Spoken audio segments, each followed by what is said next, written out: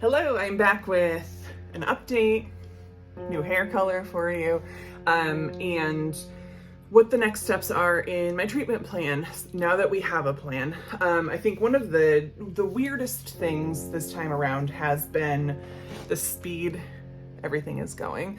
So if you don't know me, if this is your first time here, welcome. My name is Bridget. What am I now?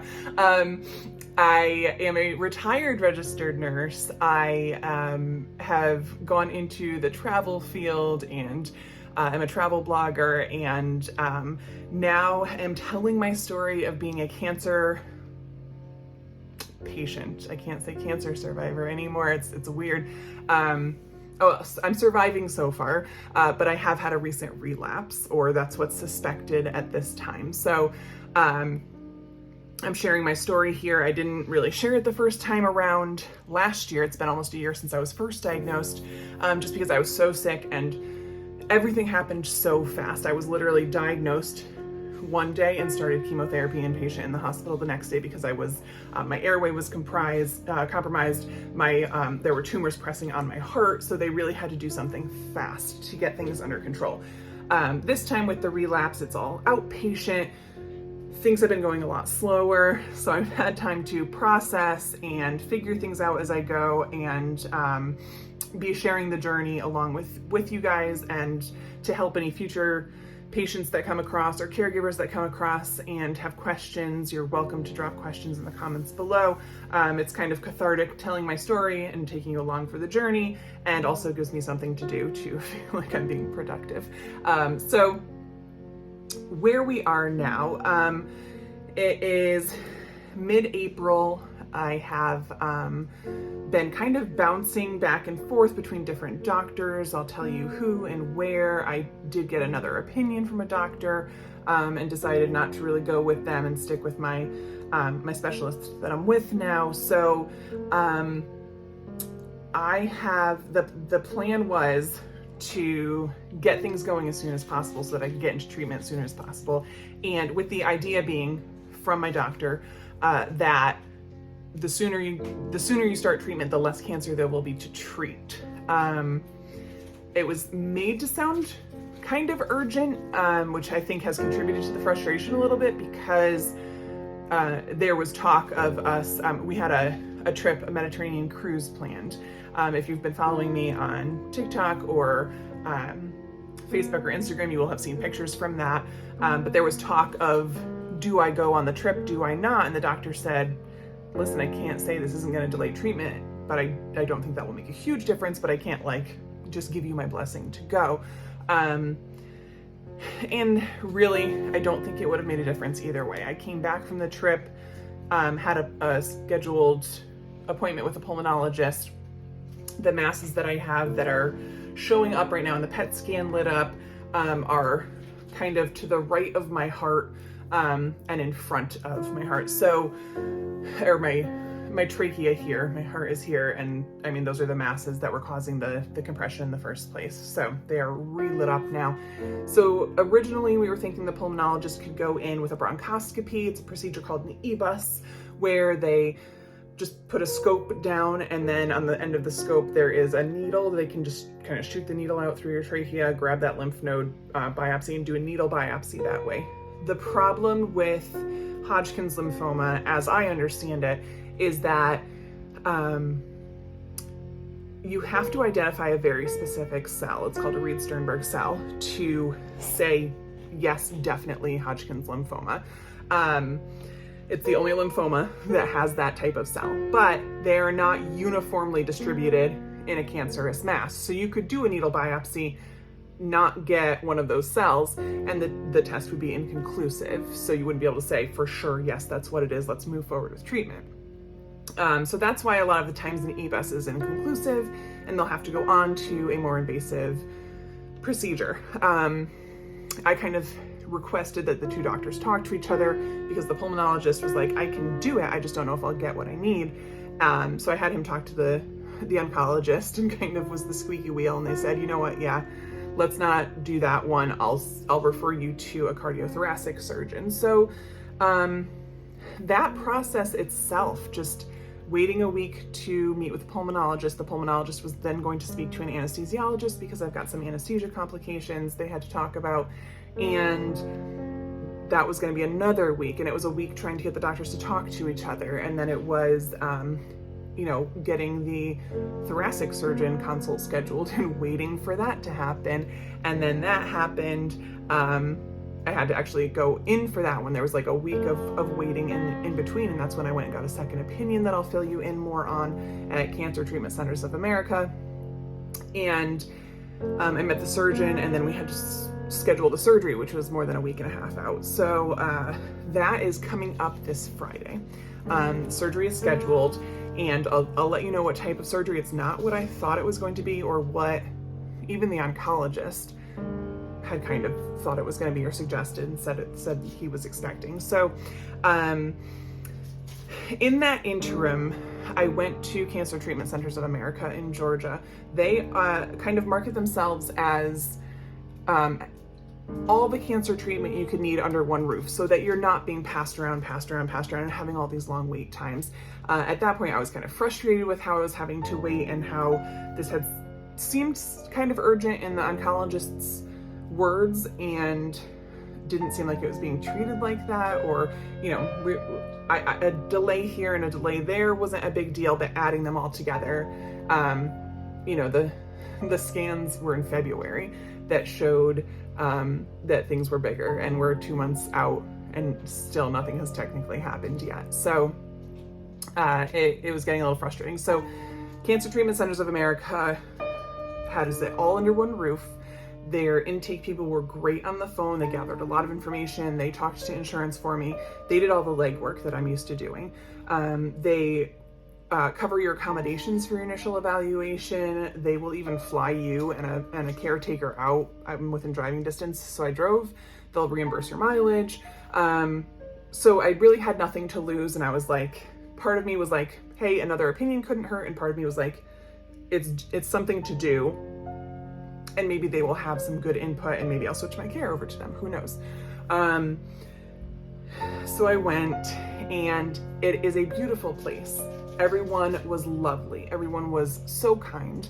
But what I was told was going to happen wasn't really what ended up happening.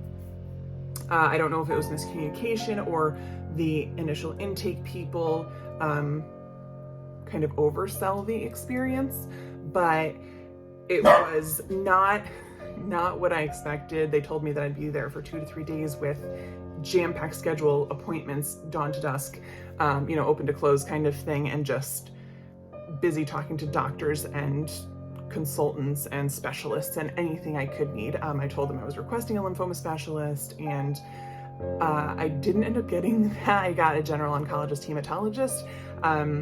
So I didn't feel like they knew exactly what my case would entail.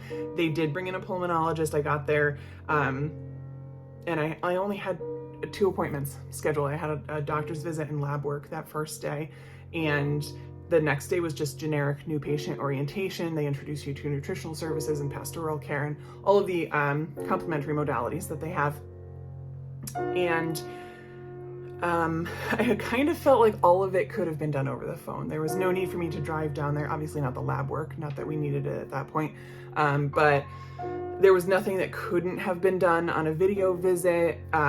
They went over my scans with me. They went over what their plan was. They kind of sugar-coated things, and a lot of like, don't worry, I don't even know if that's what it is yet, blah blah blah. And I don't love sugar-coating. I want a more realistic, like, if a doctor colleague was talking to a doctor colleague, what would you tell them? Don't like handle me with kid gloves.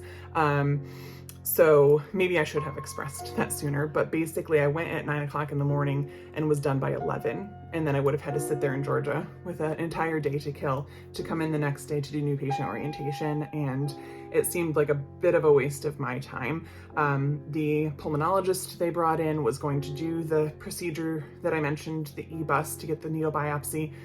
I had spoke with intake and with the nurse about how we had already kind of ruled that out with my local doctor. And I thought that, she kind of implied that that had been passed on and that they understood that and they had talked to the doctor already. And it didn't seem like that was the case. So that was their plan, was to do that, was to schedule me for that and have me drive home and come back for that. And that's, it took 5 hours to get there. It wasn't like a 20-minute trip around the corner. So it felt a little bit like a waste of my time, but like I said, I wouldn't discourage people from going there either to get an opinion or treatment. If it works out for you, I think it's a beautiful setting. I think it's a lovely place to get treatment. And if they have what you need and you get a good vibe from them and you like the doctor that you're working with, I think it'd be a great place to go. I just don't think they had the specialized care, or at least didn't introduce me to the specialized care that I need. So I'm going to stay with my oncologist, who's a lymphoma specialist and works with clinical trials and all of that. I came back, and because I left a day early, I was able to schedule my consult with the cardiothoracic surgeon earlier, and they are going to do what's called a VATS procedure. So what I thought they would suggest was a mediastinoscopy, which is what I had read was the next step. The oncologist had said that would be the next step, where they basically make a cut here, go right down adjacent to your trachea to this lymph node and biopsy it. He said he would not recommend doing that in my case because while these lymph nodes were lit up on the PET scan, it was actually the ones in front of them, like out this way and in front of them, that were more lit up and a bigger mass. So he wouldn't be able to get to that with the mediastinoscopy because he would only be able to get to what's adjacent to my trachea. So he's going to do a VATS procedure, which means coming in from this side underneath my arm through my ribs. They put in, there's like a couple different openings they make where they put one with a camera so they can see what they're doing, and a few with tools in there to go in and get the tissue. The scary part for me is they intentionally collapse one of your lungs when they intubate you with some kind of special intubation that allows them to collapse one of your lungs. So I'll just be breathing with one lung, he said, and then that lung will be out of the way. They'll get what they need for tissue, make sure they have enough, and then put a chest tube in, which will allow my lung to reinflate, and then I will stay in the hospital for a day or two while it's reinflating. The chest tube stays in, it drains, and then when it's appropriate to take out, they'll remove that out and put a little stitch in, and I will be able to go home after a day or two. So it's a little more invasive than the mediastinoscopy, which is an outpatient procedure. It sounds a little scary to me. Like I said, I've never had general anesthesia. I do have a family history of malignant hyperthermia, which is a deadly reaction to anesthesia where your temperature just goes up. My mother's father passed away from that during surgery. So special precautions have always been taken with people in my family for that. And this will be my first time with that. But the surgeon handled it really well. When I was meeting with him and I told him that, he was like, oh, I'm just gonna make a call real quick. And he called the chief of anesthesia, who answered the phone, and they chatted about it. And they said, we'll just use some alternative medications. We know what can cause it. We will skip using those and use some other things. So that's hopefully handled. I will do one last pre-op phone call tomorrow, get some confirmation, and then go in on Friday. Early in the morning. The surgery should take anywhere from 1 to 3 hours. And then I'll go into recovery for a little while, and then up to a hospital room to be monitored for a bit. And I've read that supposedly having the chest tube in is the worst part because it's just uncomfortable. It's like you have a garden hose attached to you coming out of your body. So I can imagine that will be uncomfortable. But hopefully that's the worst of it and I don't have any of the complications, and then I can get home. It'll be anywhere from 3 to 10 days before results come back and the biopsy is available. And then I will go in for a doctor's appointment to go over all of those results and come up with the plan of next steps. So that's it for now. Sorry that went a little bit longer than my usual updates. I try and keep them under 10 minutes, but it's been a while since I've given an update, but I'll come back with one. I'll probably wait until we have the biopsy results and come back with that. But if you want to stay tuned to smaller updates, feel free to follow me on TikTok at The Sweaty Traveling Mom. You can also search it by my name. My Instagram and everything will have updates as well. So I'll see you guys soon. Wish me luck.